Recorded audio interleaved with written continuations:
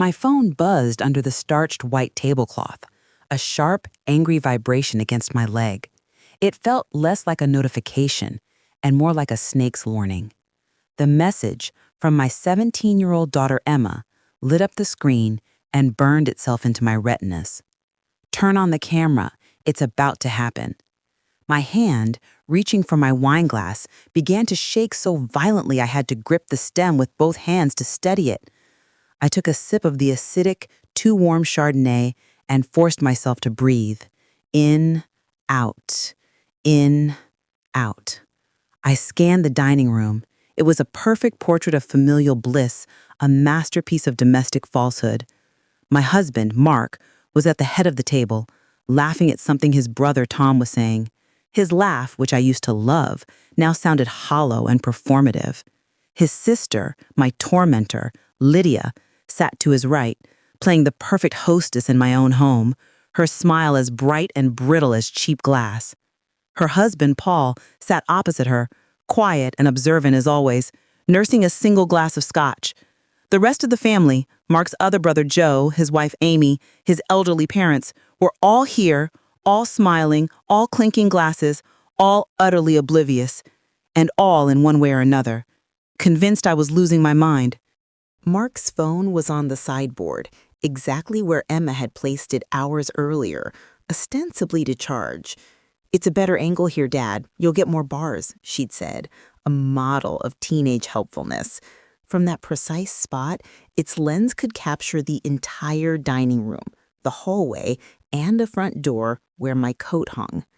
Just another family dinner, just another Friday night. Except my life hadn't been normal for a year. I was a frog in a pot of water that had been slowly, methodically brought to a boil. I was a prisoner in my own home, a stranger in my own marriage, and the person who had set the fire, the person who had locked the door, was currently asking me to pass the salt. "Anna, dear," Lydia's voice trilled, pulling me from my panic. "You're a million miles away. Everything all right?" Her eyes, a pale, cold blue, held mine. It wasn't a question. It was a taunt. "Just perfect," I murmured. With a hand that felt disconnected from my body, I leaned over, my movement masked by the general clatter of conversation. I tapped the screen of Mark's phone. The recording light, a tiny red dot, blinked on. The trap was set. I barely had time to sit back up, to arrange my face into a mask of polite neutrality before the performance began. Lydia waited for a lull in the conversation, a perfect dramatic beat. Her hand, sparkling with rings I was sure she'd borrowed from her mother-in-law's collection, flew to her throat. Her gasp was a work of art, just loud enough to silence the room, just shaky enough to imply genuine terror. "Oh my God," she cried. Her eyes, wide with a practiced theatrical shock, darted around the room. "My necklace! My necklace!" The silence that fell was instantaneous and absolute. It was a heavy, suffocating blanket. Forks stopped halfway to mouths. Mark's mother, who was half deaf, leaned forward, cupping her ear. "What, dear? What's wrong?" "My necklace," Lydia repeated, her voice rising in hysteria. She stood up so quickly her chair nearly toppled over. "Grandma's antique necklace, the sapphire, it's gone." And just like every other time, every missing brooch, every misplaced wallet, every single manufactured incident for the last 12 months, every single pair of eyes in that room swiveled as if pulled by a single string to land on me. I was no longer Anna. I was the defendant. I was the suspect. I was the fragile one, the forgetful one, the problem that needed to be solved. Again. Just 3 weeks earlier, I was huddled in our laundry room, sobbing so hard my ribs ached. The room smelled of bleach and fabric softener, a sharp chemical scent that would forever remind me of rock bottom. Another family heirloom had vanished during a Sunday barbecue. Grandma's silver filigree brooch, the one with the tiny glittering diamonds. And once again, everyone had looked at me, not with overt accusation, but with something far worse. Pity. That soft, suffocating pity you reserve for the hopelessly ill or the mentally infirm.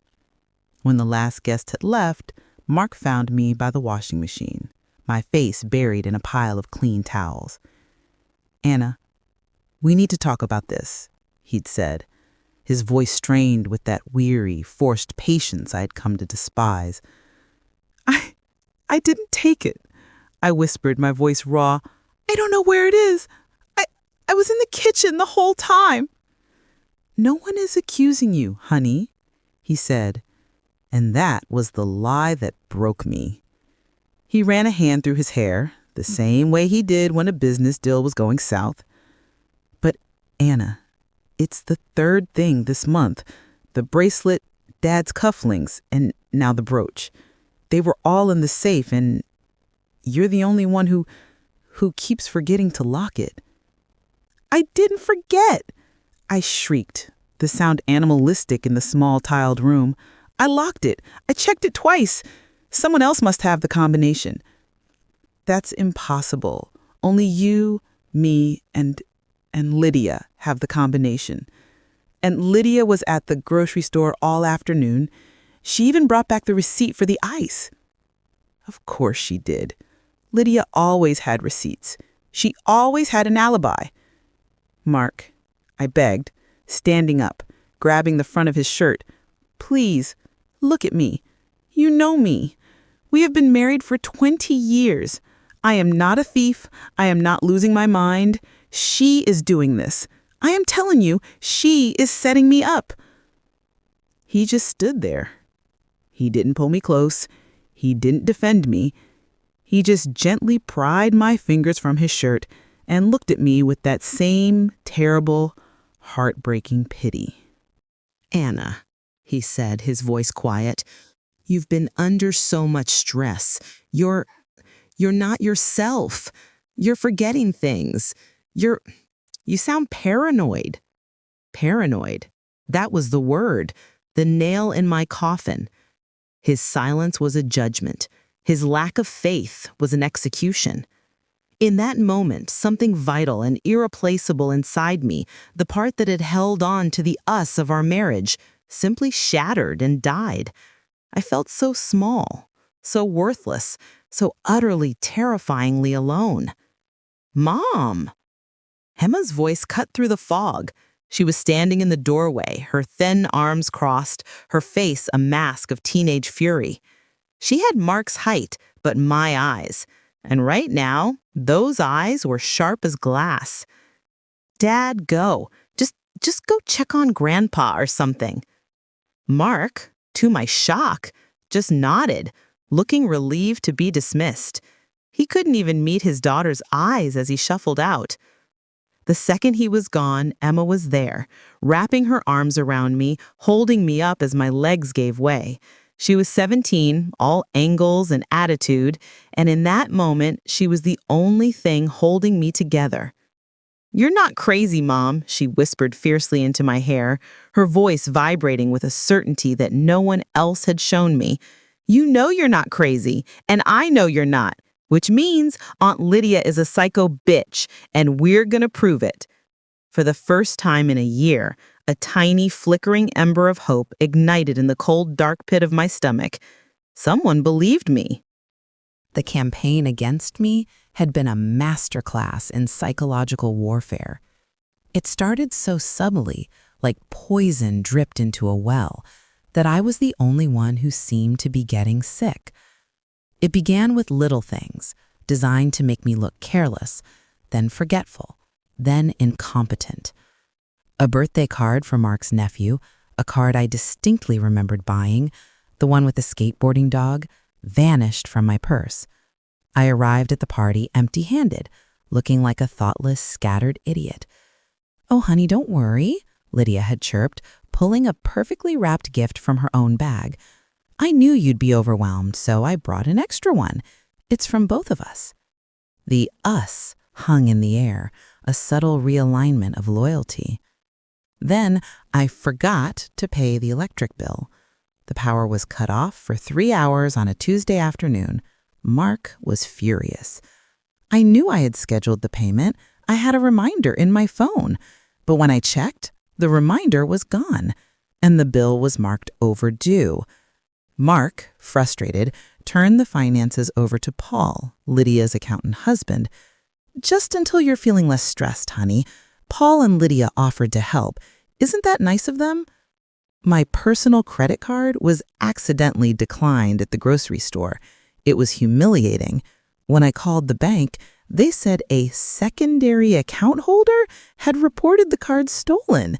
That secondary holder, I discovered, was Mark, who'd apparently added Lydia to our family finances account for oversight. "It's just to help us budget, Anna," Mark had explained, not seeing the bars of the cage being built around me. "Lydia's so good with money." The family group chat, which I used to check daily, went silent. I thought people were just busy. Then, at a barbecue, I realized everyone was laughing about a joke that had been shared that morning. I'd been quietly, surgically removed. "Oh, weird," Emma's cousin Chloe had said. "Aunt Lydia set up a new chat. She said your phone was broken and you couldn't get messages?" Lydia's comments were the mortar between the bricks. Tiny paper cuts, administered with a sympathetic smile. "Anna, you look exhausted. Are you sleeping? You know, insomnia can be an early sign of—" She just let the sentence hang, for everyone else to fill in. "Don't be so hard on her, Mark. Women at our age, the hormones, the stress, it can make you feel like you're going crazy." But the real nightmare, the one that led to the laundry room, began when they moved the family safe.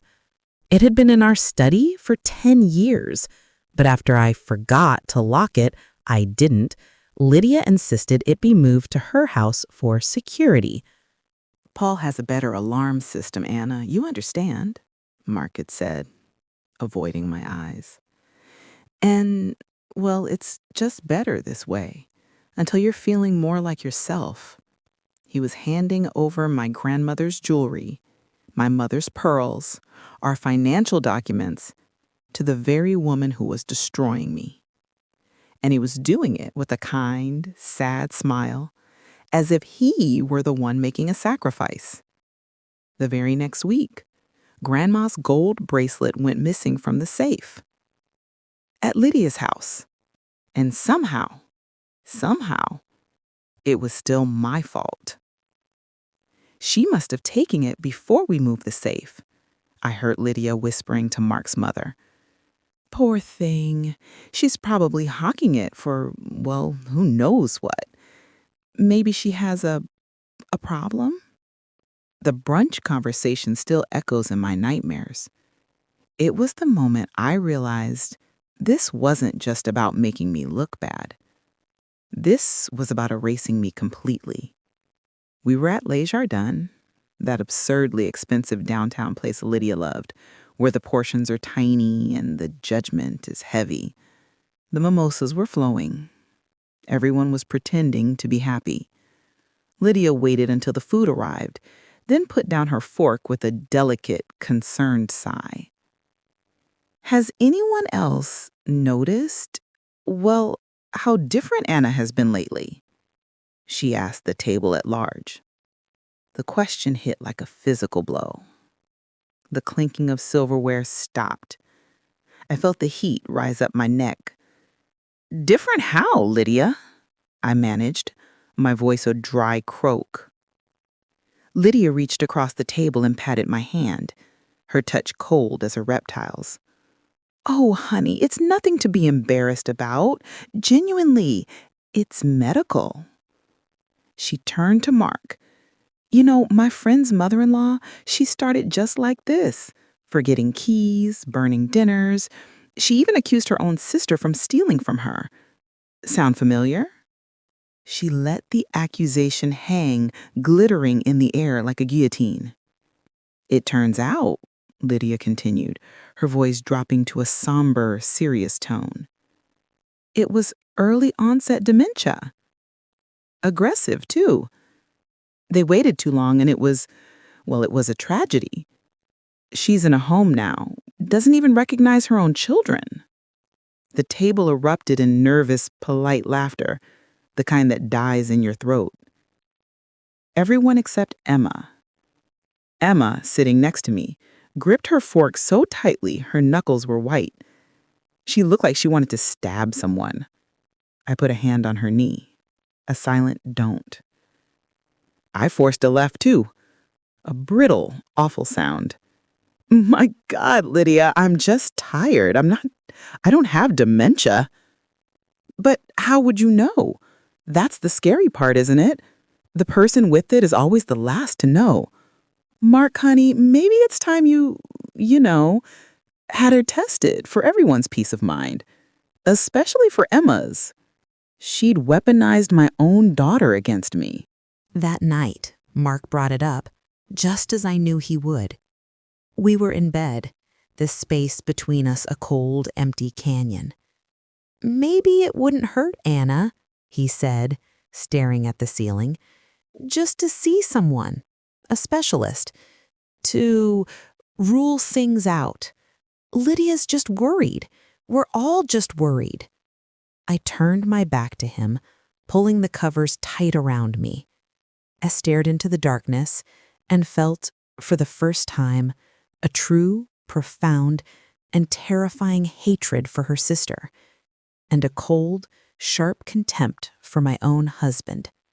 That brunch was the moment Emma's suspicion clicked into certainty. She told me later that something in Lydia's performance, the over-rehearsed speech, the dementia buzzword, the way she'd isolated me, set off every alarm bell in her head. "I started watching her," Emma explained to me one night, weeks later, as we sat in her bedroom, plotting. "I started keeping notes, a Lydia log, I called it." She was methodical, a detective in training. She documented every time Lydia visited, what rooms she went into, how long she stayed. She always had to use the powder room upstairs, even though there's one right off the kitchen, and she'd be up there for 10, 15 minutes. Emma started trailing her. During a family football party, while everyone was in the backyard screaming at the TV, Lydia slipped inside to check the score. Emma followed. She didn't check the score. She went straight up to our master bedroom. Emma waited at the foot of the stairs. 5 minutes later, Lydia came out humming. She startled when she saw Emma, a tiny, almost imperceptible jump. "Oh, Emma, dear, you scared me. Just taking to see if your mom needed anything." "She's in the backyard, Aunt Lydia, with everyone else." Right, silly me," Lydia laughed, brushing past her. But Lydia had shoved her hand into her pocket as she came out of the room. Not quickly enough. Emma saw the glint of gold and pearl. My mother's earrings, the ones I'd torn the house apart looking for 3 weeks ago, the ones I'd been accused of misplacing again, the ones Lydia herself had helped me search for, saying, "Oh, Anna, they'll turn up. You're probably just not remembering where you put them." Emma knew. In that moment, she knew. She decided to confront her. I never would have been so brave. She found Lydia alone in the kitchen after dinner, washing a single wine glass with theatrical enthusiasm. "I saw you in Mom's room today, Aunt Lydia," Emma said, her voice steady as steel. Lydia's hands stilled in the soapy water. The bubbly, friendly facade dropped like a mask. When she turned around, her expression was cold, flat, and appraising. It was a face I had never seen, but Emma had. "Careful what you accuse me of, Emma," Lydia said, her voice dropping to an icy whisper. "You know how fragile your mother is these days." There was that word again. Fragile. "What's that supposed to mean?"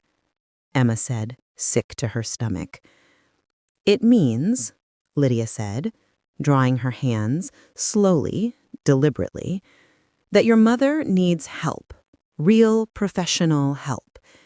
And if she has another episode, another breakdown, she might hurt herself or someone else.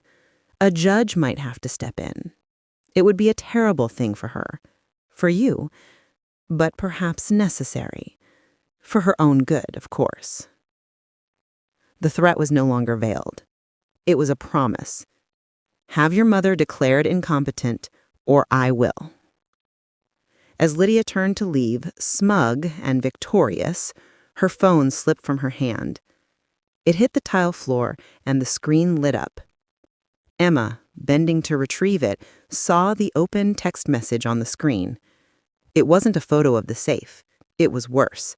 It was a message to her husband, Paul. Got the pics of the assets. Mark is on board with the assessment plan. Just need one more big incident to trigger the 72-hour hold. Friday will be perfect. Lydia snatched the phone from Emma's hand, her face white with rage. You saw nothing. But it was too late. Emma had seen everything. That night, I tried one last time to reach the man I had married. The chasm between us felt physical, a block of ice in our bed. Mark, I said, my voice shaking in the dark, I need you to listen to me. Really listen. I didn't take any of those things. I'm not forgetting things. I'm not sick. Lydia is lying. She is evil. He sighed, a long, weary sound of pure exasperation. Anna, please, not this again. You sound paranoid. This is exactly what she was worried about. Why are you making this so hard? She's just trying to help us. Help us by having me committed, by turning my own husband against me? Nobody is committing you, he half shouted, sitting up. My God, listen to yourself. We just want you to see a doctor. Is that so terrible? Is it so awful that your family cares about you? This isn't care, Mark. It's a coup. She's taking over. Our finances, our family, me. That's enough, he roared. And in 20 years, Mark had never, ever roared. I can't do this with you. I'm exhausted. I'm sleeping in the guest room. The door slammed, and the finality of it felt like a gunshot. The next morning, I found him and Paul in my house moving our safe, not to Lydia's, to a storage unit. Paul's firm is taking over the asset management, Anna, Mark explained, his voice flat and businesslike, refusing to meet my eyes. It's all above board. It's to protect the estate, in case you need long-term care. He was discussing me as if I were already gone. He was protecting our assets from his wife. Emma found me in the kitchen, not crying, just empty, staring at a cold cup of coffee. They're trying to have you committed, Mom, she said, her voice a low, furious rumble. I saw a text. She's planning a 72-hour hold. She's planning to do it this Friday. She's going to frame you for something big. My blood ran cold. How? We have to stop her. No, Emma said, and her eyes were terrifyingly clear. We're going to let her, and we're going to catch her. She disappeared into Mark's office and came back with his old phone, the one he'd replaced but never wiped. We're going to set up our own security, she announced, plugging it in on the living room sideboard. She fussed with the angle, checking the view. It sees the whole room, the hall, and the front door. She installed a remote viewing app, one she could control from her own phone. I'll trigger it when they get here. It will record video and audio. She'll walk right into it. Emma, this is war, Mom, she said, her face grim, and we're not going to lose. 2 days later, Lydia called, her voice dripping with poison-laced honey. Anna, darling, I want to host a Clear the Air dinner this Friday at your house. I'll bring everything. I think we all just need to come together as a family. I felt the blood drain from my face. Friday. She's planning something, I mouthed to Emma, who was listening on the counter. Emma just nodded, her eyes bright. This is it. That sounds lovely, Lydia, I said, my voice a strained whisper. Wonderful! I'll pop by this afternoon to borrow a serving dish and get a feel for your kitchen. See you then. Click. She wasn't coming to borrow a dish. She was coming to case the joint, to plant her evidence. We watched from the kitchen window as she arrived that afternoon. I had to let her in, smile, make small talk. Oh, the large glass casserole, Anna, the one Grandma Rose used. And I just must use your powder room. She went upstairs, not to the downstairs powder room. She was up there for 15 minutes. We heard the creak of the guest room closet door open, where my winter coats were stored. She was planting the necklace. Let's give them the stage they want, Emma said, squeezing my hand so hard her nails dug in, because we're going to record the whole goddamn show. Friday evening was a symphony of forced cheer. Lydia, true to her word, had brought a catered feast. Candles, flowers, her best china. She was playing the part of the magnanimous, forgiving sister-in-law, mending bridges. But I felt the eyes on me, the sympathetic glances, the worried whispers. They all thought they were here to witness the final, gentle intervention before I was taken away for my own good. I played my part too, the fragile one. I was quiet, jumpy. I accidentally spilled a little wine. Oh, Anna, clumsy me, Lydia said, dabbing at it. But her eyes, when they met mine, were triumphant. At exactly 8:47 p.m., as dessert was being served, Emma leaned close. It's time, she whispered, and slid her phone under the table. My heart hammered. My hands were slick with sweat. Turn on the camera. It's about to happen. I did it. I reached over, my hand shaking, and pressed record. And then Lydia struck. My necklace, my grandmother's antique necklace, it's gone. The silence, the swiveling heads, the spotlight of suspicion burning my skin. Are you sure you wore it tonight, dear? Mark's mother asked, her voice trembling. Of course I'm sure. Lydia's voice cracked, a perfect performance of grief. I never take it off. It was my grandmother's. It's irreplaceable. Someone must have... Her eyes, like lasers, found mine. She was sitting near my purse all evening, right there on the console table. You all saw it. She kept getting up, walking around, looking agitated. Lydia, don't, Mark began, but his voice was weak. Is it? She shot back, righteous and powerful.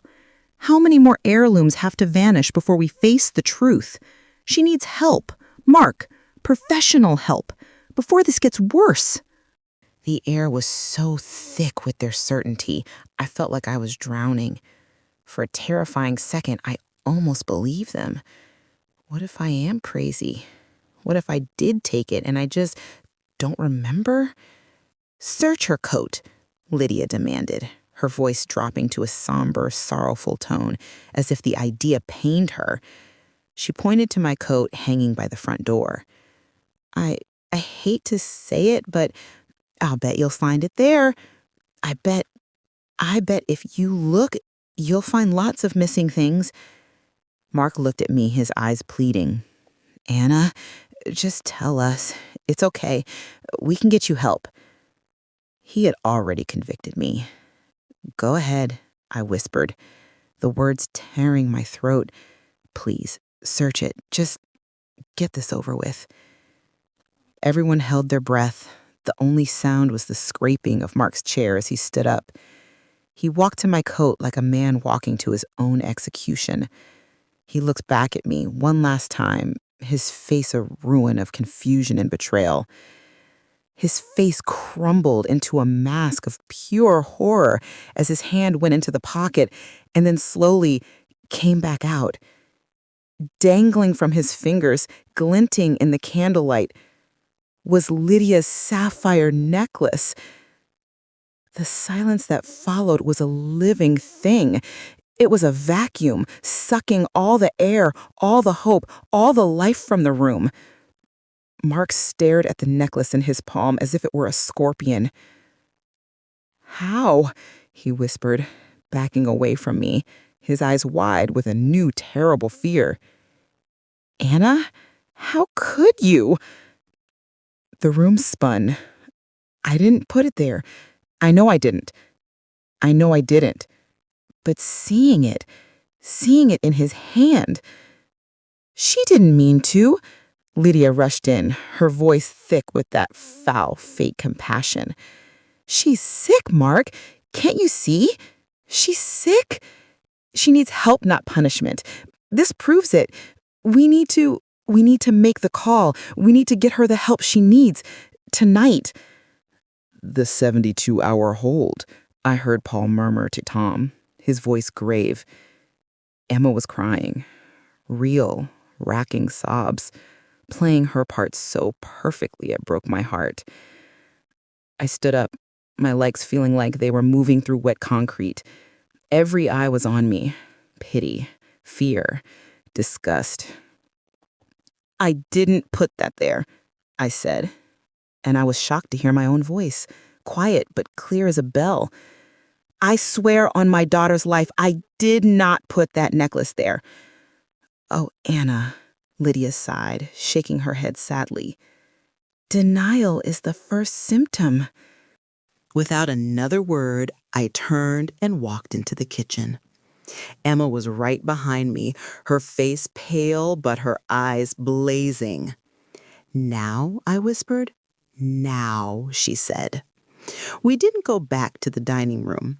Emma walked straight into the living room where everyone had gathered, standing in awkward, horrified clumps. "What's going on?" Mark asked, his voice dead. "Emma, honey, this is an adult situation," Lydia said, reaching for her. "Let the grown-ups handle this." "You're right, Aunt Lydia," Emma said, her voice shaking but loud. "It is an adult situation, which is why you are all going to watch." Her hands fumbled as she plugged the HDMI cable into her laptop, connecting it to the 75-inch smart TV on the wall. The screen flickered to life. "Emma, this is not the time for games," Mark snapped. "It's not a game, Dad." The first video file played. The room was cast in an eerie blue light. We all watched ourselves, eating, laughing, talking. The timestamp in the corner read 8:15 p.m. Then, on screen, we watched Lydia get up, claiming to check on dessert. We watched her walk not to the kitchen, but to the front hall. We watched her pause by the coats. We watched her look around, her back to the dining room. And then, in crystal clear high definition, we watched her pull the sapphire necklace from her own pocket and slip it deep into the pocket of my coat. A collective strangled gasp filled the room. Lydia's face went white as chalk. That's not, it's fake. They've edited it. This is slander." "Keep watching," Emma said, her voice like ice. She clicked to the next file, timestamp 2:37 p.m. that afternoon. The screen showed the same view. It showed Lydia in her borrowed dish outfit walking into the house. It showed her going upstairs, and 5 minutes later, it showed her coming downstairs, pausing at the coat closet and planting the necklace in the coat that was already hanging there. She had brought it with her. The room erupted. "Oh my God," Amy, Tom's wife, whispered. She planted it. That's impossible, Lydia shrieked, her composure cracking. The camera wasn't on. It wasn't recording all day. It's been recording since this morning, Aunt Lydia, Emma said, her voice ringing with triumph. Since you came by to borrow dishes and spend 15 minutes in Mom's guest room. But that's not even the best part. She clicked again. This time there was no video, just audio. The sound of Lydia's voice, cold and threatening, filled the room. You know how fragile your mother is these days. She needs professional help. A judge might have to step in, for her own good, of course. Then a thud and a clatter. That, Emma said, was the sound of you dropping your phone. And this, she held up a printed screenshot of the text message, is what I saw when it lit up. Your text to Uncle Paul. Just need one more big incident to trigger the 72-hour hold. Friday will be perfect. All eyes went to Paul. Quiet, gentle, background Paul, who was now implicated. His face was a mask of gray terror. Mark sank into a chair, as if his legs had been cut out from under him. He leaned over and was, very quietly, very violently, sick into Lydia's potted fern.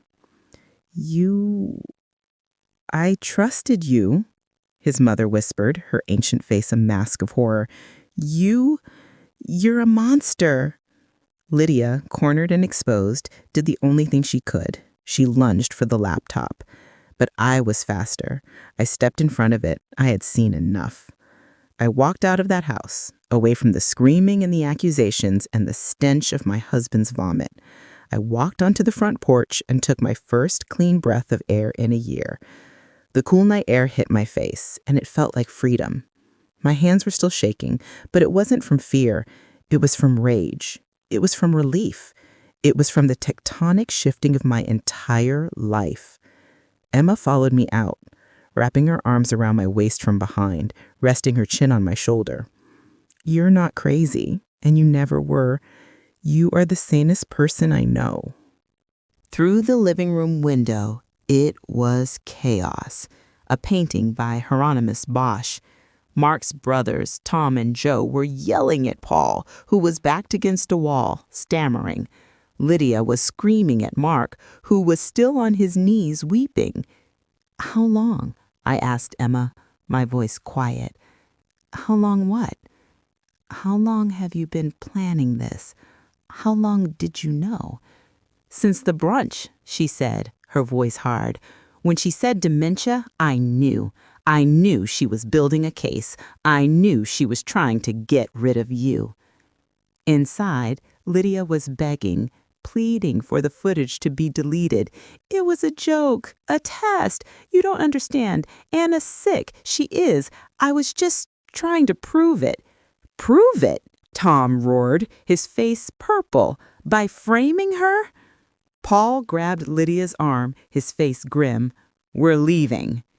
You're not going anywhere, Paul, Joe said, blocking the door.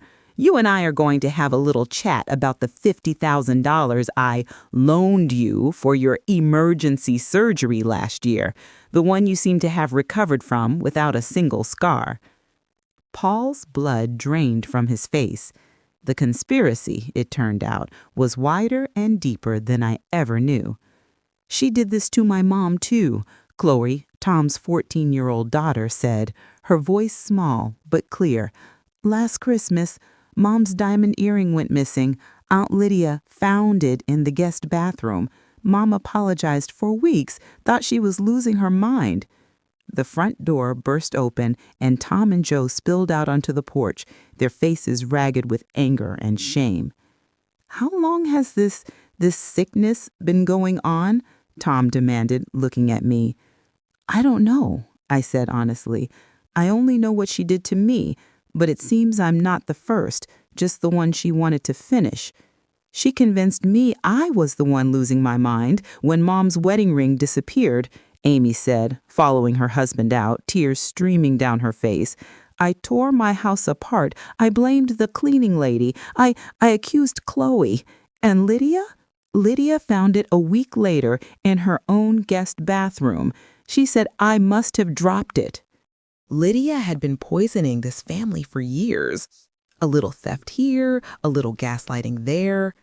She'd been building cases, rotating targets, sowing discord. And with me, she'd gone for the kill. Mark finally stumbled out, looking like he'd aged 20 years. His face was pale, his eyes red and swollen.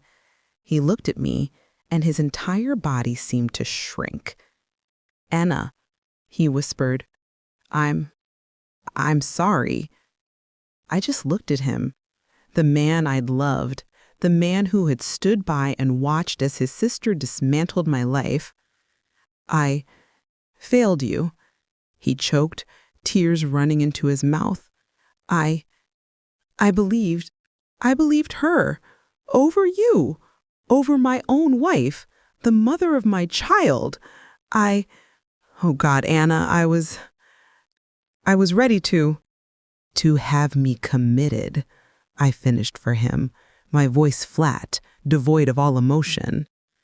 "You were. You chose to believe I was mentally ill rather than believe your sister was a sociopath. You handed her our safe. You had a consultation with her lawyer, didn't you, about asset protection in case of medical incapacity?" He flinched as if I'd struck him. Emma had found the paperwork in his desk. I was scared. I thought you were sick. I didn't know what to do." "You could have believed me," I said, the words as cold and sharp as an icicle. "I begged you. I cried. I begged you to trust me, and you chose her every single time." "I don't know how to fix this," he sobbed, reaching for me. I stepped back, out of his reach. "I don't think you can." Emma stepped forward, placing herself between us, a tiny, 110-pound lioness. "I think you need to go back inside, Dad, and help Uncle Tom and Uncle Joe figure out how much money your sister and her husband have stolen from this family. Mom and I are going to be out here." Mark nodded, broken, and shuffled back into the house of horrors. The next morning, the house felt like a tomb. Emma and I sat at the kitchen table. She brought out a large 3-ring binder. "My Lydia log," she said. It was breathtaking. It wasn't just notes. It was a meticulously organized case file. Printed screenshots of text messages, timestamps of Lydia's movements, photos from her phone of Lydia's car parked outside our house on days she wasn't in the neighborhood, audio recordings, and a printed stack of papers from Mark's desk, legal forms for involuntary psychiatric holds, information on gaining power of attorney, a business card for Lydia's lawyer with a consultation time written on the back. Lydia hadn't just been trying to steal jewelry. She'd been trying to steal my life, my freedom, my daughter, my assets, my very identity. "I called a lawyer yesterday, Mom," I said, my voice clear. "Mrs. Patterson, we have an appointment at 2 p.m. Emma's smile was a sunrise. "Good. Let's go burn them to the ground." Mrs. Patterson's office was all glass and steel and quiet competence. She reviewed Emma's binder, her expression growing progressively grimmer. She watched the video clips. She listened to the audio. "This is not just sophisticated, my dear," she said, looking at me with a new, sharp respect. "This is a criminal conspiracy.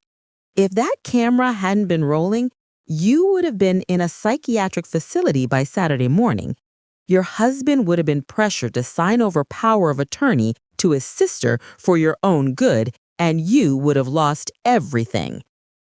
I trembled as she laid out the stark reality of what I had escaped. "The good news," Mrs. Patterson continued, a cold, thin smile on her face, "is that we have them. Conspiracy to commit fraud, theft by deception, intentional infliction of emotional distress. And the text message, the one to Paul, that implicates him as a co-conspirator, As an accountant, his legal exposure is catastrophic. I just wanted to stop, I whispered, exhaustion sweeping over me. Oh, it will stop, she said. We can go to the police, press criminal charges. This would be explosive. Or, I asked. Or, she said, we handle this privately. We send a copy of this binder, the video, and the text message to the other partners at Paul's accountancy firm. We send a copy to the State Board of Accountancy. We demand full, immediate repayment of the $50,000 to Mr. Joe, family name, plus a, shall we say, substantial settlement for your emotional distress, to be paid within 24 hours. In exchange, we sign an NDA and this doesn't go public. Do that, I said, without hesitation. I want them ruined, but I want them out of my life. As we left, Lydia tried one last desperate gambit, a public Facebook post. My heart is broken. My brother's wife is having a severe mental breakdown and has fabricated vicious lies about our family. Please pray for us as we try to get her the help she so desperately needs. By the time we got home, it had 50 sad reacts. I sat at my computer.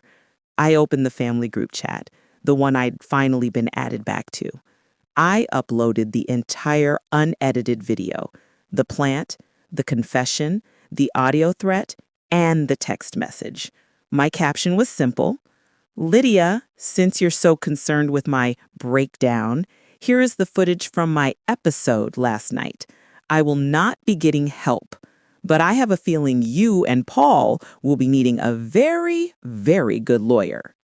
I shared it. Then I shared it to my own Facebook page and tagged her. Within an hour, she had deleted her entire social media presence. But screenshots, as they say, are forever. The reckoning was swift. Paul was fired by noon the next day. The partners were appalled. The $50,000 and then some was wired to Joe's account by 5 p.m. Lydia, I heard, was staying at a motel. 3 weeks later, I hosted a dinner. The guest list was small. Joe and Amy, Tom and Chloe, my parents, Emma. Mark was not invited. I made my favorite meal, the spicy, elaborate Thai curry that Lydia always complained was too ethnic for family gatherings. For the first time in years, I laughed, a real deep belly laugh. You look different, Anna, Amy said as I brought out dessert. Better or worse? Free, she said. Mark had been groveling. He was in therapy. He had given me full unilateral control of our finances. He had offered to sell the house, to move, to cut off his entire family. But some things, once broken, can't be put back together. After everyone left, I went upstairs. Mark was staying in the guest room. I went into our bedroom, my bedroom, and opened my jewelry box. I took out my wedding ring. 20 years of my life, represented by a circle of gold. I thought about promises. I thought about trust. I thought about the man who had vowed to love and honor me, and who had, instead, been willing to believe I was insane because it was easier than believing his sister was a monster. I left the ring on his pillow in the guest room. The next morning, he found me packing a small suitcase.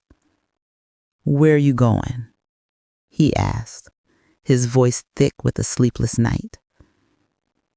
"I need space," I said, folding a sweater.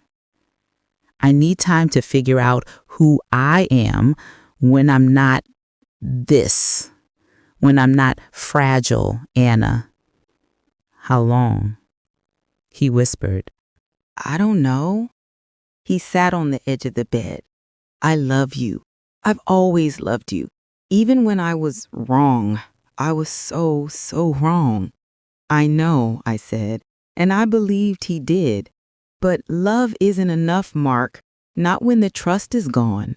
You were ready to let them lock me up. I will wait, he said, forever. I will do anything to fix this. The only person who can fix you, Mark, is you. You need to figure out why your sister's word meant more to you than your wife's sanity.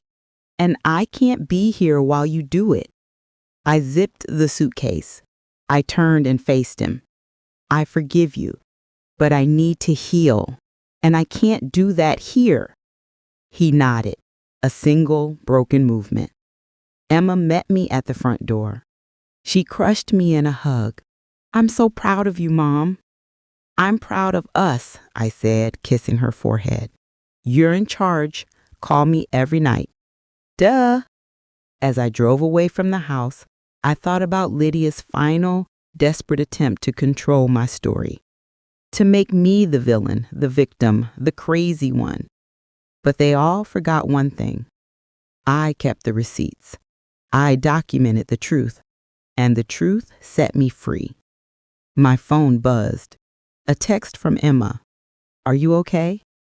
I pulled over to the side of the road, the morning sun on my face. I typed back. I'm better than okay. I'm free. I didn't cry. I didn't look back. I just put the car in drive and aimed it toward whatever came next, my head high, my spine straight, and my dignity finally, blessedly, intact.